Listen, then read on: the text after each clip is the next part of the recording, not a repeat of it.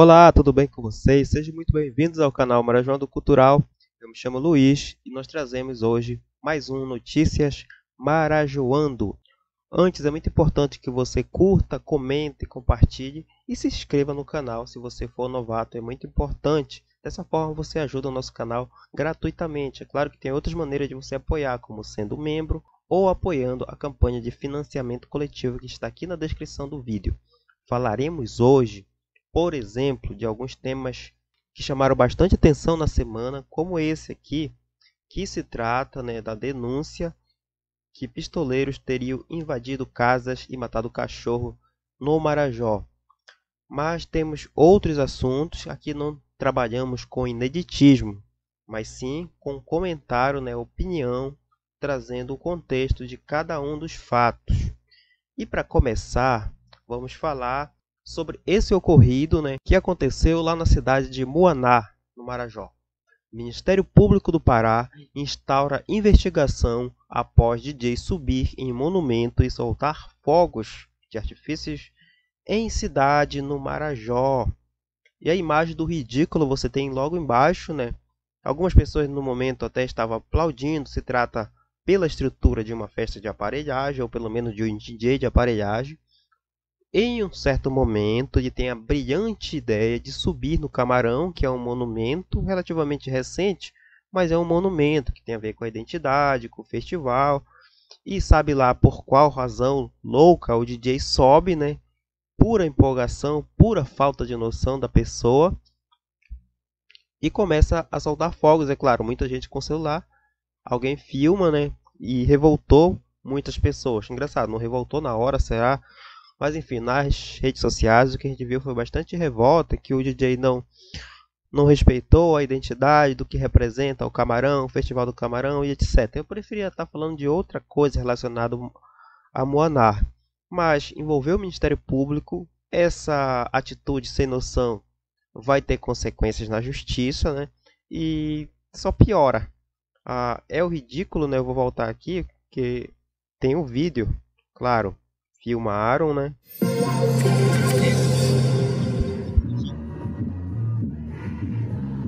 O que é isso, minha gente? Só não é pior porque o vídeo acaba, Mas enfim, isso aqui tem muito daquilo, do cidadão pensar que por ter uma certa fama ou já ter tido um sucesso na vida alguma vez, isso vale para todos os casos, com esse perfil.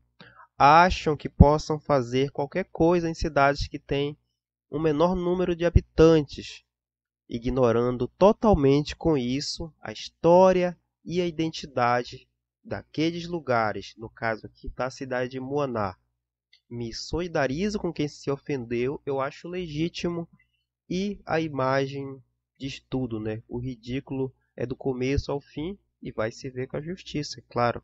E continuando, nós sempre trazemos também notícias relacionadas ao esporte paraense, não necessariamente ligado à Amazônia Marajoara, mas aqui trazemos sobre o estado do Pará. Mangueirão será entregue dia 30 de agosto e ficará à disposição de Paysandu e Remo, diz governador.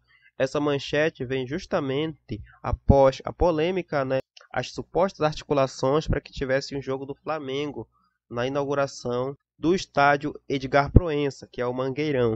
O governador foi e desmentiu que, na verdade, não faz sentido ter um jogo do Flamengo no estado que tem Paysandu e Remo.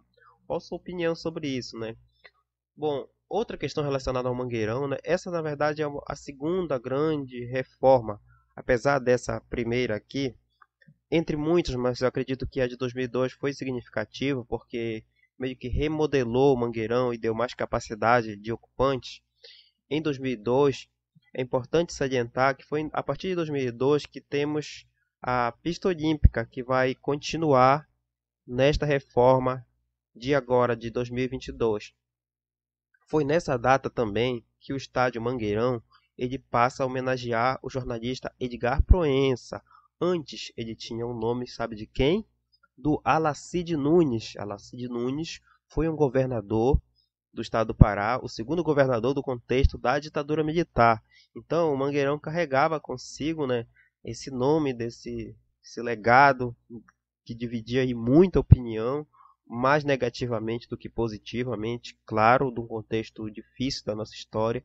Então ele carregava, o nome era Mangueirão, Alacide Nunes, e passa a homenagear o jornalista esportivo, né, Edgar Proença. Então o nome não será alterado nessa reforma agora e passa, na verdade, para algumas adaptações que busca atender exigências da FIFA e da CBF. Aqui temos a fala do governador em uma visita de vistoria, né, anunciando, né, a inauguração, na verdade, a reabertura do Estádio Olímpico do Pará. Tudo bem, pessoal? Uma ótima segunda-feira para você. Nesse momento eu estou vistoriando as obras do novo Mangueirão.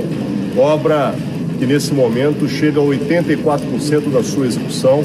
Prazo de entrega no dia 30 de agosto, com mais de 1.600 pessoas que estão trabalhando aqui em 3 turnos para devolver o nosso Mangueirão para o uso da nossa população. Enfim, né? O que interessa é que o Mangueirão vai voltar, o principal palco, né, esportivo do estado do Pará. No caso, os valores, né, devem ser fiscalizados pela população. E aqui nós temos o projeto, né, a maquete que deveremos ter no Mangueirão, né, a proposta de manter inclusive a pista olímpica.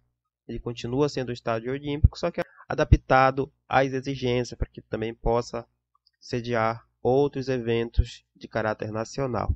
Importante monumento do estado do Pará, tem uma demarcação na história também. Achei relevante trazer como parte das notícias desse contexto do final do mês de julho. Agora uma notícia no contexto social, que na verdade é uma recorrência histórica, triste, revoltante, né? Que não é um caso isolado, na verdade. A matéria do G1 diz: doméstica é resgatada após passar 26 anos em condições análogas à escravidão. Ela será indenizada em Belém. Então, se trata de uma senhora que veio em 1996, com 22 anos, da cidade de Moaná, e que era mantida em condições degradantes, sem direitos trabalhistas. E isso sim é condições análogas à escravidão. São condições, e algumas fotografias foram divulgadas, inclusive o quartinho que ela morava servia também de depósito para essa família. Muitas vezes as pessoas não denunciam porque acham que deve algum tipo de favor para essas famílias. E sempre são denunciados por terceiros, parentes ou não. Foi o caso dessa senhora. Alguém denunciou, então é muito importante a gente estar atento, né? E hoje nem tanto, mas ainda acontece. Mas antes era muito comum meninas, moças e até meninos, às vezes, vir de condições rurais, de localidades mais isoladas do Marajó, e vinham morar com aquelas famílias dos patrões. E isso era bastante complicado de identificar, porque geralmente dentro das residências é muito mais difícil. Então essa operação aqui, lá, resgata mais uma pessoa, uma mulher em condição análoga à escravidão. E vem de onde? Vem do Marajó. Isso mostra mais uma vez o quanto era comum esse tipo de prática, né, que ainda respinga nos dias de hoje, e muito inclusive, né, de comunidades ribeirinhas ou de cidades pequenas, como é o caso de Moaná. Então, é muito importante esse tipo de operação, ao mesmo tempo que é triste a gente saber, né, que existe muitos casos como esses. A pessoa deixa de viver a sua vida para servir a essas famílias. Os filhos e filhas de trabalhadores marajoaras não precisam servir filho de branco ou de qualquer outra pessoa que acha que tem direito, porque tirou a pessoa da condição rural, tem o direito sobre a pessoa. Isso não faz nenhum sentido. E agora nós trazemos mais um assunto relacionado ao estado do Pará, né? Incêndio destrói prédio da prefeitura de Parauapebas, no Pará. Parauapebas é uma cidade que fica no sudeste paraense. Teve aqui o prédio da sua prefeitura incendiado. Isso aconteceu no dia 29/7/2022. A matéria é das 14 horas. Então, o incêndio ainda estava sendo controlado, né? E queimou bastante documentação. Isso, na verdade, é um grande prejuízo, né? Porque a gente sabe que esse tipo de arquivos eles são muito importantes para a história dos municípios, né? Então, foram queimados equipamentos como computadores. A gente não sabe nem exatamente que tipo de documentação pode ter sido perdida. E aí existem, inclusive, algumas teorias das conspirações, né? Que a gente não vai alimentar a todo ponto, né, de que pode ter sido intencional. Isso não faz sentido a gente levar a fundo, a não ser que tivéssemos fontes. Isso já aconteceu em outras prefeituras e são fontes que desaparecem. O fogo destrói tudo, né? Então, lamentável que isso aconteça e teria acontecido a partir de um incêndio de um ar-condicionado. Então, a gente pode pensar de repente se pode ter a ver com fiações elétricas. Também houve boatos de que teria gatos, a gente não vai afirmar sem ter a certeza, né? Mas eu acho que também isso chama atenção para que possa ser pensado já em energias renováveis, né? Não apenas pela iniciativa privada, mas também pelas instituições públicas. Por que não? Será que é tão difícil? A vontade política existe? Então, a energia solar, por exemplo, acaba sendo uma opção. Eu acho que deve ser pensada, né, justamente agora que a gente chega em um tempo de uma emergência climática, então temos os dias mais quentes, o uso com mais frequência dos ar-condicionados. Então a questão do uso da energia limpa, aliado ao reflorestamento, é algo a ser pensado, não nesse caso isolado, que pode ter questões bem específicas, né, mas eu acho que tem que ser pensado num contexto geral, inclusive aqui dentro da Amazônia. Então a gente pode pensar várias questões relacionadas a esse incêndio aqui da cidade de Parauapebas, né? Como será que estavam as fiações, a questão da energia, a possibilidade de outras fontes de energia, a documentação que foi perdida desse importante município do Sudeste paraense. E por último, nós trazemos a nossa principal manchete, que se trata desse incidente que ocorreu no município de Santa Cruz do Arari, no arquipélago do Marajó. Pistoleiros ameaçam famílias, queimam casas e matam cachorro na região do Marajó. Então temos aqui as imagens embaçadas de alguns barracos queimados, algumas residências, né, que estariam na margem de um rio, Igarapé, e que é uma grande polêmica por ser um problema sério relacionado à terra, um grave problema fundiário que se arrasta por muito tempo. E quando eu estava planejando gravar esse vídeo, acabaram chegando duas novas informações que eu vou falar no final desse comentário sobre esse mesmo tema. A cidade de Santa Cruz do Arari, ela fica nessa região central aqui do Marajó. Esse lago aqui, na verdade, é o maior lago do arquipélago do Marajó, que é o Lago do Arari. Então fica nesse contexto. E é uma região de ocupação da pecuária. Nem todas as terras elas têm títulos, né? Existem várias propriedades privadas. Esse caso aconteceu próximo a proprietários de terra identificados como donos da fazenda Santo Elias, próximo ao rio Mocoonche, ou Igarapé do Mocoonche. Então é nesse contexto, por haver essa ocupação relacionada à pecuária com muita intensidade, mas também existe comunidade ribeirinha, inclusive aconteceu em uma comunidade ribeirinha chamado Vila Joviano Pantoja. Então aconteceu no contexto de comunidades ribeirinhas. E eu gostaria de trazer um trecho aqui que o professor Leonardo Saraiva fala justamente daquela questão de terras de marinha. É preciso entender que isso aqui só vale para rio e lagos considerados de navegação pública. Fala justamente das terras de marinhas, né? E fala da definição. Vamos ver.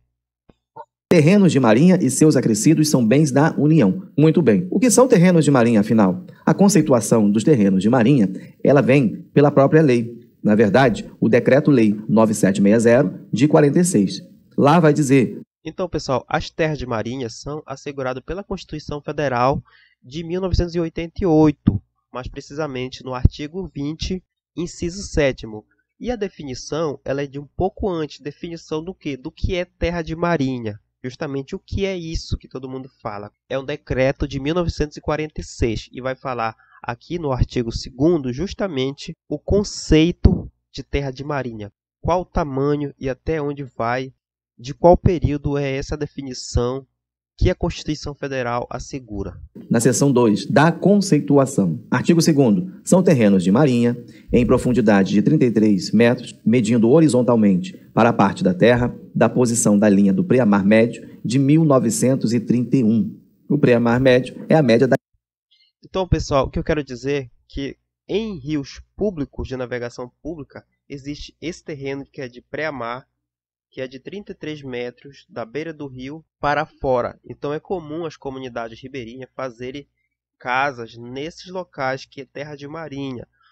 Detalhe, eles vão fazer suas residências, mas vai continuar sendo terras da União. E o fazendeiro não pode tirar esses moradores dessas localidades. Isso é um fato. Resta saber se nesse caso que nós relatamos é possível considerar um rio público, né, que seja da União, que a Constituição possa ser cumprida. Então, onde existem terras privadas, vai valer após os 33 metros. Então, é uma conceituação não para dizer quem tem razão e quem não tem, mas para que a gente consiga interpretar cada ocorrido, já que tem sido muito comum a questão da briga fundiária no Marajó ribeirinho, que está relacionado com campos e pescadores, proprietários de terras e ribeirinhos. E no momento que eu estava preparando, o Jornal Marajó trouxe alguns dados novos aqui que não tinha nas matérias anteriores, dizendo: denúncia, moradores de Santa Cruz do Arari denunciam que tiveram suas casas queimadas. Na verdade, faz uma corroboração, né, e traz alguns elementos novos. Por ordem de proprietários da fazenda Santo Elias. Segundo moradores ouvidos pelo Jornal Marajó, pistoleiros e segurança, sob ordem dos proprietários da fazenda Santo Elias, teriam matado até um cachorro e ateado fogo nas casas. E aqui nós temos algumas imagens divulgadas pelo Jornal Marajó, né? As casas queimadas.